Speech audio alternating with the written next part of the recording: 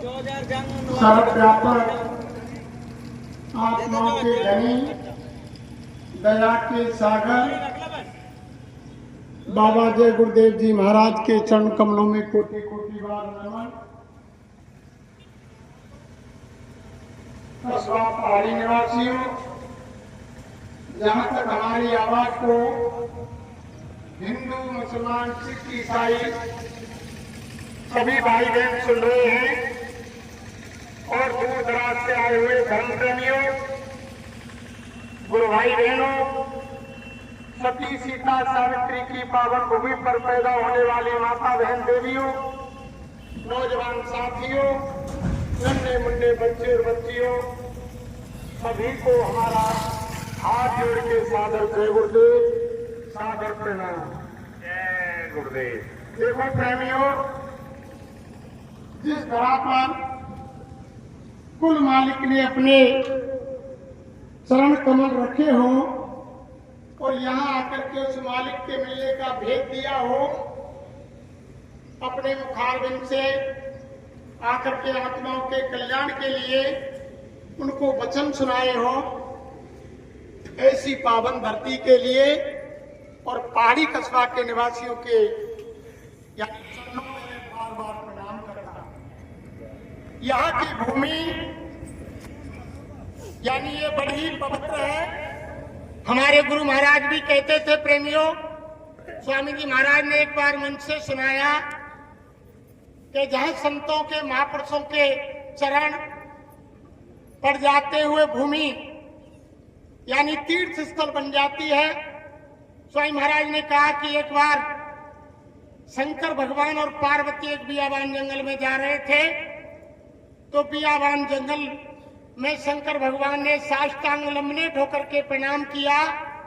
जब प्रणाम करके खड़े हुए तो माता पार्वती ने पूछा कि हे देवों के देव महादेव, यहाँ कोई मंदिर नहीं, कोई गुरुद्वारा नहीं, कोई मस्जिद नहीं, कोई यानी गिरजाघर नहीं, और यहाँ कोई संत महात्मा नहीं, कोई धर्मशाला, कोई मंदिर नहीं। आपने हे देवों के देव महादेव, आपने किसको प्रणाम किया है साष्टांग? तब भोले बाबा ने कहा कि देवी पार्वती, आज से 10,000 वर्ष पहले इस भूमि में एक महात्मा ने यहाँ तप किया, इसलिए भूमि तपोभूमि है, ये तीर्थ स्थल है, पवित्र है, इसलिए मैं इसको नमन कर रहा हूं। तो जिस भूमि पर कुल मालिक अनामी धाम के बाबा जय गुरुदेव जी महाराज के चरण पड़े हो, तो वो भूमि कितनी पावन हो। इसलिए प्रेमियों, ये पावन भूमि है यहाँ की, और आपने गुरु महाराज के वचनों को भुला दिया। आप कितने सौभाग्यशाली हैं, यानी महापुरुषों की खोज तलाश के लिए पहले इतिहासों को उठाकर देखो।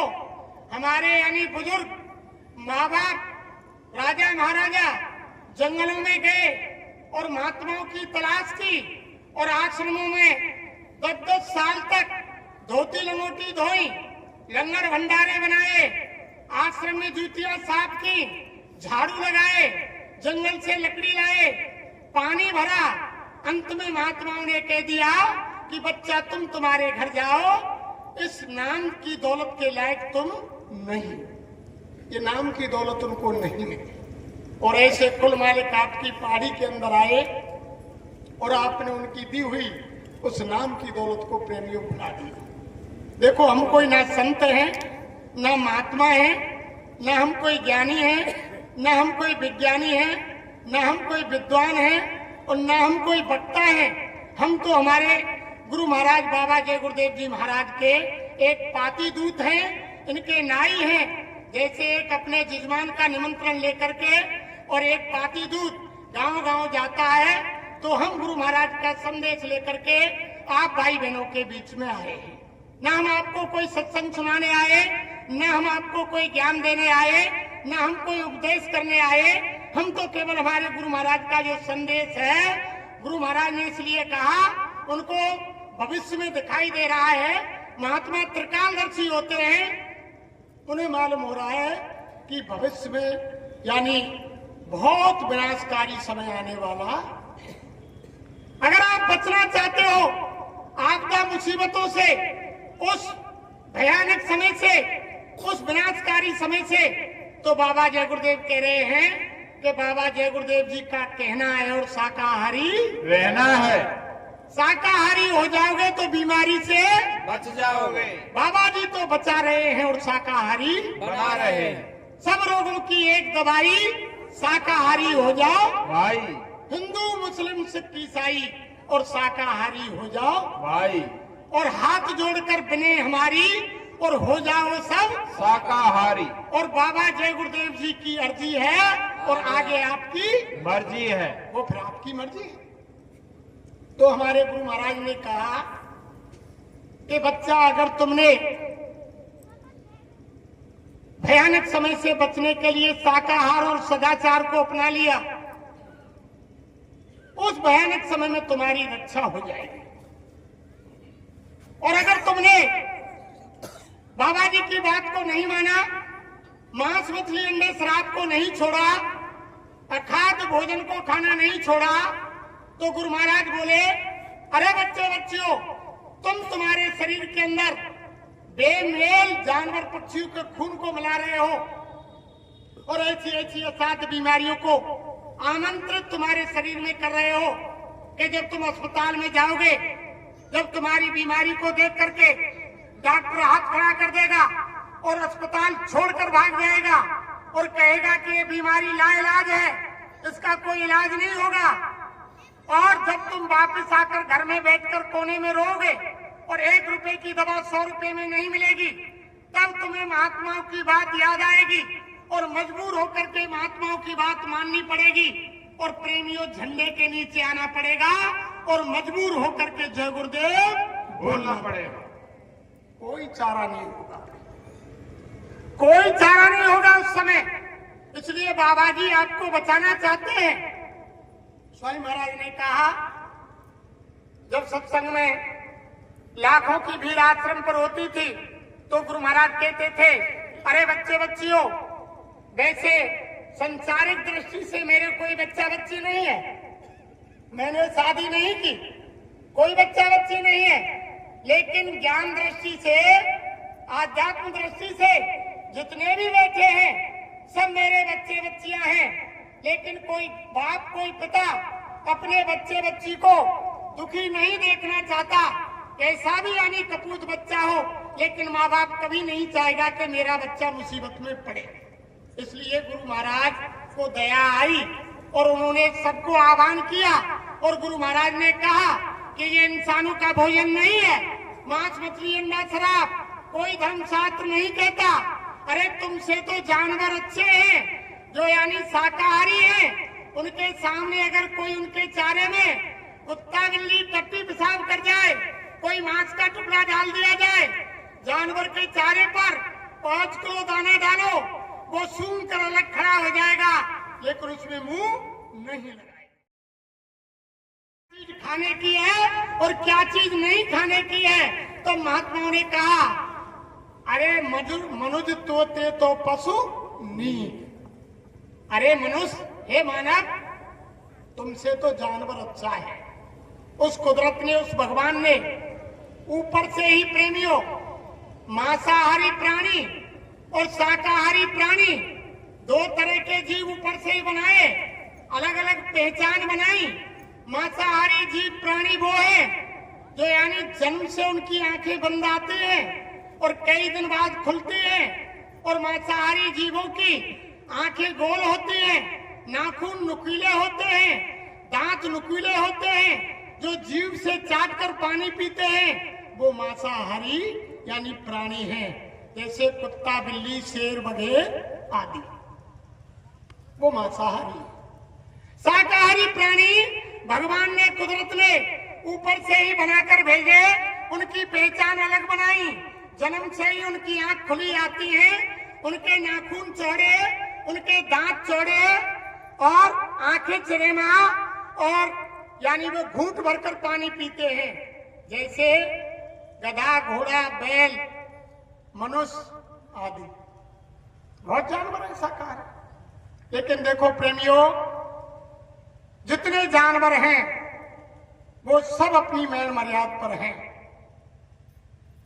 गाय को तुम हिंदुस्तान की कह चला कई ऐसे इलाके में ले जाओ जहां मांसाहारी हो, वो मरना पसंद करेगी लेकिन मांस नहीं खाएगी। लेकिन मनुष्य ऐसा निकला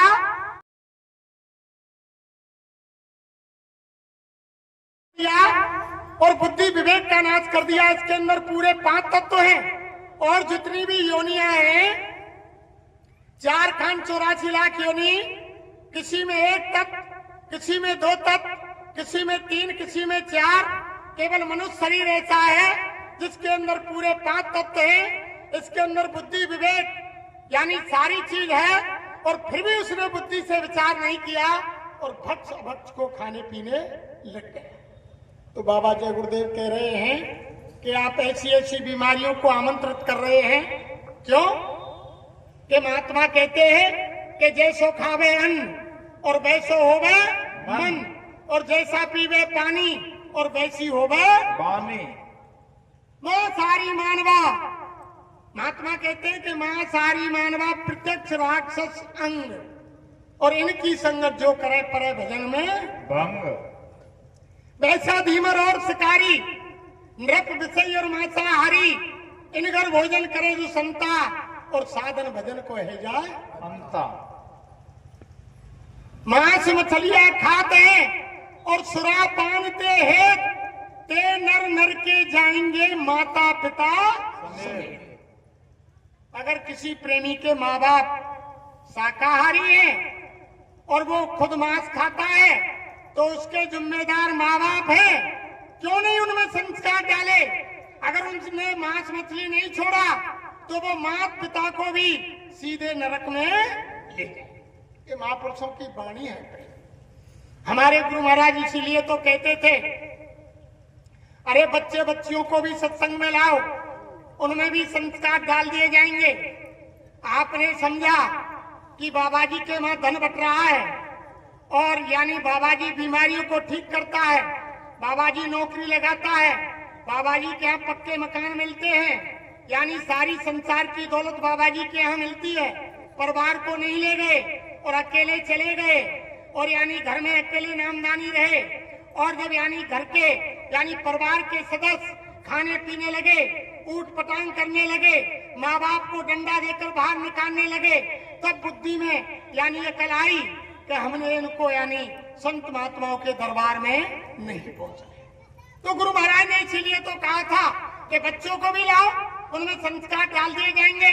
अरे जब देखो माता बहन देवियों, जब माँ के गर्भ के अंदर अब मन्नू सबोदरा के गर्भ के अंदर चक्काव्यूह की रचना को सीख सकता है। जिस समय अर्जुन ने माँ सबोदरा को अब मन्नू की माँ के लिए जब वो चक्काव्यूह की रचना का खेल सुनाया, जब अंदर जाने तक का रास्ता सुनाया, तब तक तो माँ सबोदरा जगती रही, और जब बाहर निकलने का रास्ता बताने वाले थे तब तक सबोदरा सो गई और बच्चा भी सो गया। उसको यानी बाहर निकलने की युक्ति नहीं, और चक्काव्यूह में फंस करके मन्नू मारा। तो हमारे ये धर्मशास्त्र बताते हैं कि जब सबोदरा के गर्भ के अंदर बच्चा चक्काव्यूह की रचना को सीख सकता है, तो आज भी हमारी माता बहन देवियों के गर्भ में बच्चा क्या नहीं सीख सकता है। लेकिन आज हो क्या रहा है प्रेमियों, जैसे ही किसी माँ बहन बहू बेटी के गर्भ के अंदर बच्चा आया, डॉक्टर के पास गए, डॉक्टर ने कहा कि तुम्हारे अंदर बच्चा है, बेड रेस्ट करो। घर के अंदर चली गई, बेड पर लेट गई, सामने टीवी लगी हुई है, रिमोट दबाया, टीवी में यानी फिल्में देख रही हैं, अश्लील नंगे नाच आ रहे हैं, बच्चा गर्भ के अंदर है और ऐसा ही असर बच्चे पर पड़ रहा है। और तब बच्चा पैदा हुआ तो ऐसे ही संस्कार बच्चे पर पड़े और वो यानी अय्यासी करने लगा और यानी शराब मांस खाने लगा, माँ बाप की दुर्दशा करने लगा। तब यानी समझ में आई कि मैं तो इसके बजाय बांझ बलिया थी, क्या मेरे नसीब में यही लिखा था। पहला इतिहास तुमने नहीं पढ़ा? जब हमारे घरों में माता बहन देवियां गर्भवती होती थी तो बड़े बड़े विद्वान पंडित और महात्मा बुला करके घर में वीरता की और भक्ति की कहानियां इन माता बहन देवियों को सुनवाई जाती थी। जब माता बहन देवियों को वीर और भक्ति की कहानी सुनते, और जब बच्चा पेट के अंदर सुनता तो वीर और भगत बच्चे पैदा होते। और आज जैसा हम देख रहे हैं वैसा असर बच्चे पर पड़ रहा है, वैसी संतान पैदा हो रही। इसलिए गुरु महाराज ने कहा कि अगर तुम या मथुरा आश्रम में लाते, सत्संग में आते तो संस्कार पड़ जाते।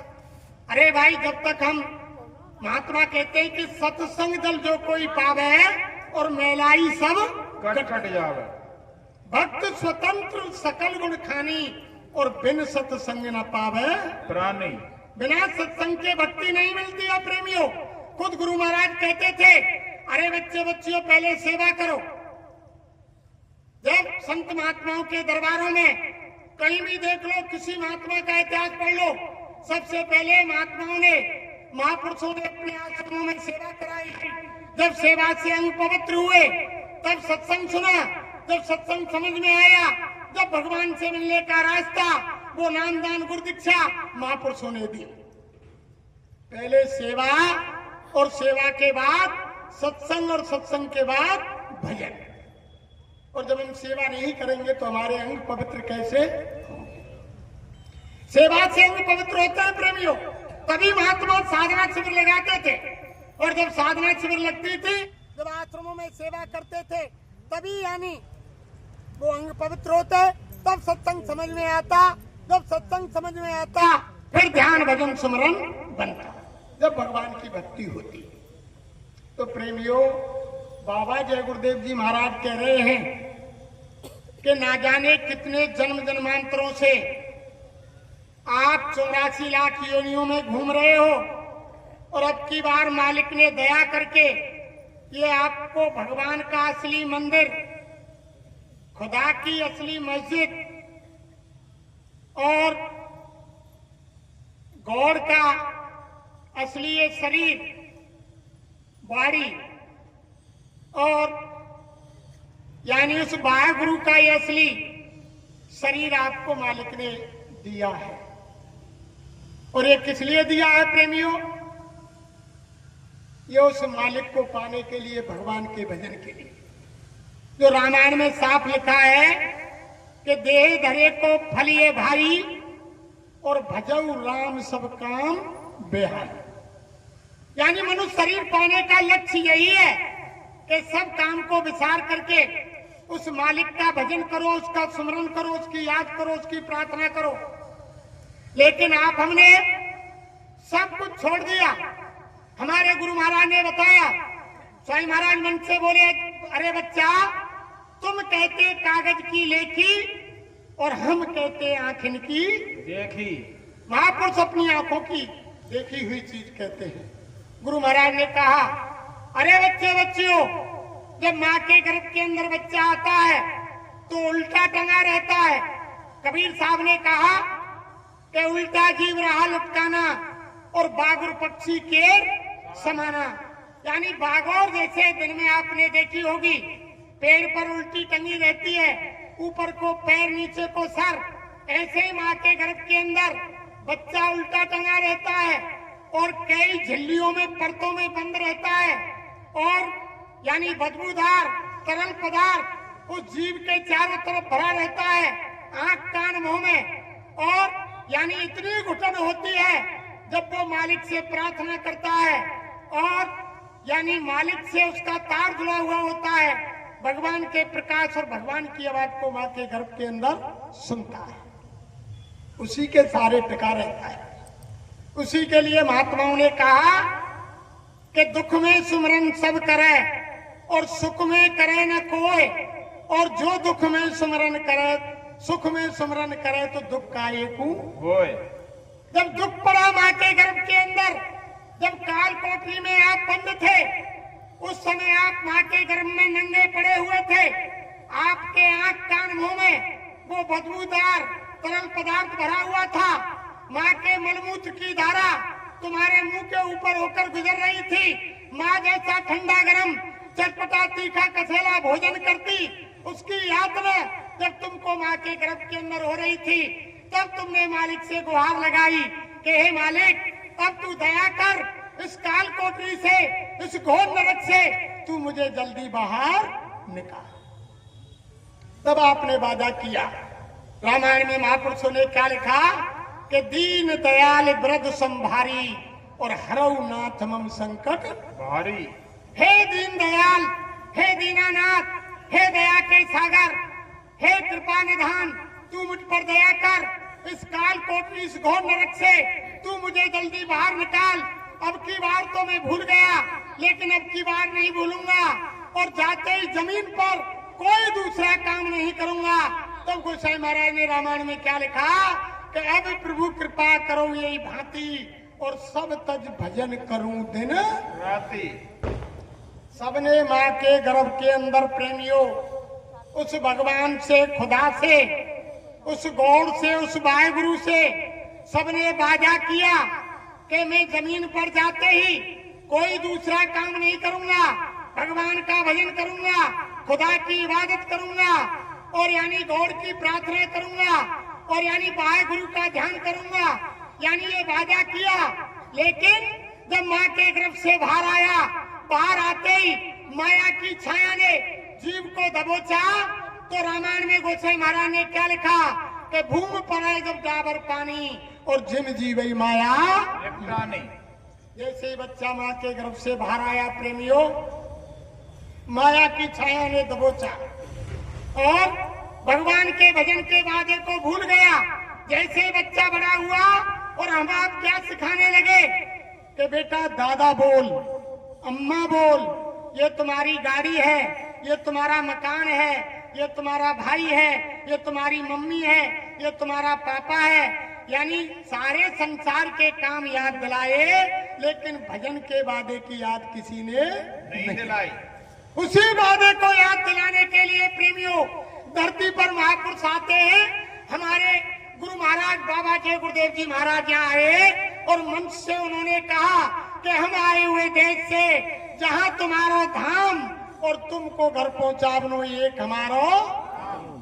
गुरु महाराज ने क्या कहा प्रेमियों कि हम तुम्हारे उस असली घर से आए हैं जहाँ तुम्हारा निज घर है और तुम्हें लेने के लिए, तुम्हें तुम्हारे असली घर पहुंचाने के लिए हम धरती पर आए। उन्होंने आकर वादे की याद दिलाई और कहा, अरे बच्चा, तुमने माँ के गर्भ के अंदर 24 घंटा भजन करने का वादा किया। गुरु महाराज बोले, अरे बच्चा, मैं जानता हूँ तुम 24 घंटा भजन नहीं कर सकते संसार के अंदर। चलो छोड़ो, 22 घंटे संसार के काम करो, दुकान दफ्तर खेती का काम ईमानदारी और मेहनत से करो।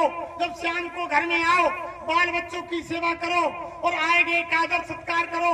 जब शाम को संसार का कोई काम नहीं हो, खाट में लेटने बैठने जाओ, सच्ची आत्मा से सच्चे भगवान का 1 घंटा भजन शाम को और 1 घंटा भजन सुबह कर लेना बच्चा। इसी में तुम्हारा लोक बन जाएगा और तुम्हारा परलोक बन जाएगा। कितना सरल कर दिया प्रेम, कितना सरल गुरु महाराज ने कर दिया। हम आपने हिंदू मुसलमान सिख ईसाई ने माँ के गर्भ से जन्म लिया, कोई कौम कौमियत, कोई धर्म, कोई मजहब हो, जिसने माँ के गर्भ से जन्म लिया सबने वादा किया और हम आप सब वादा खिलाफी हो गए। हमने 1 घंटे की क्या चलाए, 5 मिनट मालिक को याद नहीं किया, भूल गए। उसी वादे को याद दिलाने के लिए गुरु महाराज यहाँ और गुरु महाराज कह रहे हैं, अरे 1 घंटा शाम कर लो, 1 घंटा सुबह कर लो, समय निकाल करके आपका लोक बन जाएगा, परलोक बन जाएगा। ये मनुष्य शरीर तो आपके लिए विशेष काम के लिए मालिक ने दिया और आप इसकी यानी वैसे ही गवा रहे हैं। यानी देखो प्रेमियों, जब हम आप यानी पेट भरना, बच्चा पैदा करना, मकान बनाना, धन संग्रह करना, इन कामों को हम कर रहे हैं, जिन कामों को जानवर पक्षी कर रहे हैं, ये काम तो जानवर पक्षी भी करते हैं। बच्चा पैदा जानवर भी करते हैं, उनकी देखभाल परवरिश करते हैं, और बच्चा पैदा पक्षी भी करते हैं। रहने के लिए घोंसला बनाते हैं, दूर दूर से दाना ला करके बच्चों को चुगा देते हैं, उनकी परवरिश करते हैं। तो महात्मा कहते हैं जिन कामों को जानवर पक्षी कर रहे हैं, उन्हीं कामों को अगर आप मनुष्य शरीर पाकर करें तो मनुष्य और जानवर पक्षी में कोई अंतर नहीं है। ये तो विशेष काम के लिए मालिक ने दिया है प्रेमियों। और अब की बार अगर तुमने भगवान का भजन नहीं किया, संत महापुरुषों की बात नहीं मानी, तो अपने कर्मों के अनुसार तुम 84 लाख योनियों में डाल दिए जाओगे और गधा घोड़ा मुर्गा सुअर भैंसा कुत्ता बिल्ली और यानी पेड़ पौधे पहाड़ पर्वत बना दिए जाओगे और अपनी कर्मों की सजा भुगतते रहोगे। फिर ये मनुष्य शरीर आपको लौट करके दोबारा नहीं मिलेगा। अरे हमारे गुरु महाराज प्रेमियों, किसी का घर बार नहीं छुड़ाते, किसी को साधु सन्यासी नहीं बनाते, किसी को दाढ़ी बाल नहीं रखाते, नहीं मुड़वाते, लाल पीले दोहरे कपड़े नहीं पहनाते। हमारे गुरु महाराज तो ये कहते हैं, जहां आप रहते हो अपने घर गृहस्थ में रहो, बाल बच्चों के बीच में रहो, जहां भी आप काम करते हो दुकान दफ्तर खेती का ईमानदारी और मेहनत से करो, उसी में से समय निकाल करके और भगवान का भजन कर लो, तुम्हारा काम बन जाएगा। और अगर आप ये सोचें कि अभी मेरी शादी नहीं हुई या शादी हो गई तो बच्चे नहीं हुए, बच्चे हो गए तो बच्चों की शादी नहीं हुई और बच्चों की भी शादी हो गई तो नाती पैदा नहीं हुए, तब तक बुढ़ापा आ जाएगा। और महात्मा क्या कह रहे हैं कि कछु कर ले काज जवानी में, कछु कर ले काज जवानी में, इस 2 दिन की जिंदगानी में मेहमान जवानी जाती है फिर लौट कभी नहीं आती है, रेमूड से मत खो देना किससे और कहानी में। कछु कर ले काज जवानी में, इस 2 दिन की जिंदगानी में बड़ भाग से नर्तन पाई है, सौभाग्य जवानी आई है, भगवान इसी में मिलते हैं, क्या ढूंढे पत्थर पानी में। कछु कर ले काज जवानी में, इस 2 दिन की जिंदगानी में या ते खोज प्रभु की कर और मिल जाए तो है जाए निडर, लेकिन बेबी बिना गुरु मिलते नहीं, सब धर्म कहे निज बाणी में। कछु कर ले काज जवानी में, इस 2 दिन की जिंदगानी में। लेकिन वो परमात्मा भी बिना गुरु के नहीं मिलता है। जब कोई भेदी नहीं मिलेगा प्रेमियों, जैसे कोई आपके हमारे बीच में कोई शादी संबंध कराता है, जब कोई सच्चा बिचौलिया मिल जाता है तो संसारिक शादी आराम से पूरी हो जाती है। और कोई अगर बिचौलिया गड़बड़ मिल गया तो दोनों लड़की वाले और लड़का वाले में यानी झगड़ा पैदा करवा देगा, शादी अधूरी रह जाएगी और जीवन भर झगड़ा चलता रहेगा। ऐसे ही वो सच्चे महात्मा, सच्चे गुरु, सच्चे सतगुरु अगर आपको मिल गए तो आपका काम बन जाएगा। जब तक सच्चे महात्मा नहीं मिलेंगे, तभी तो महापुरुषों ने कहा कि गुरु अंध बधिर कर चेला, और एक नहीं सुने एक नहीं देखा, अंधो गुरु और भैरव चेला, और होए नरक में ठेलम ठेला। दोनों को नरक जाना पड़ेगा। अगर आपने सुन लिया रामायण के अंदर चौपाई पड़ रही है कि गुरु बिन भवन तरह न कोई, और जो ब्रह्म शंकर संग होई, और आप निकलते जा रहे हैं और सुना कि बिना गुरु के जीव का कल्याण नहीं है, और सब धर्मशास्त्र कह रहे हैं, महात्मा कह रहे हैं कि राम कृष्ण से कौन बढ़, और जिन्ने हु गुरु कीन, और 3 लोक के अधिपति, और गुरु आगे आदि। तो आपने सुन लिया कि गुरु करना जरूरी है, तो आप मंदिर पर चले गए और मंदिर धर्मशाला पर कोई इंसान को मार करके हत्या करके आ गया, और भेद छुपाने के लिए दाढ़ी बाल रखा लिए और लाल पीले दोहरे कपड़े पहन लिए, और तुमने कह दिया कि बाबा दंडोत तुम मुझे चेला बना लो। तो बाबा ने कंठी दे दी, आपने धोती लंगोटी और 500 का नोट भेंट कर दिया, तो क्या होगा कि अंधो गुरु और भैरव ठेला। और 2 नरक में ठेला। अंधो गुरु अजगर बने और लग 84 में जाए, और शिष्य सभी चींटी बने तो नोच नोच के खाए। फिर आपका जीवन व्यर्थ चला जाएगा। तो जब तक सच्चे महात्मा नहीं मिलेंगे प्रेमियों, तब तक काम नहीं बनेगा। तो सच्चे गुरु की यानी तलाश करनी होगी।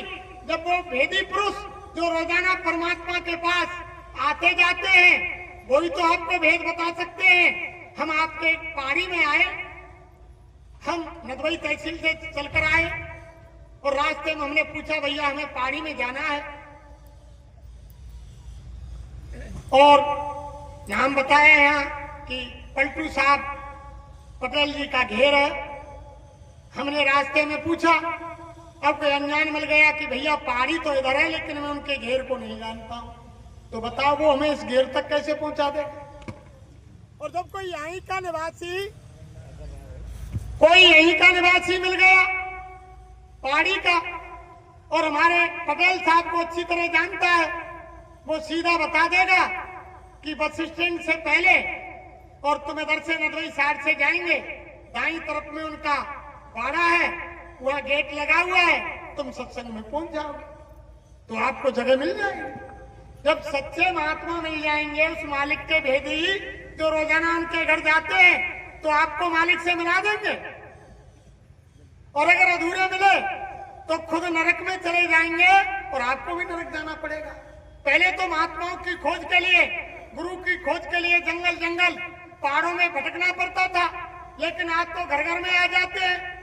जो महात्मा क्या कहते हैं कि गली गली घूमत फिरे और गुरु दीक्षा ले और नरक सुरक्षते का परी हमें रुपया देव।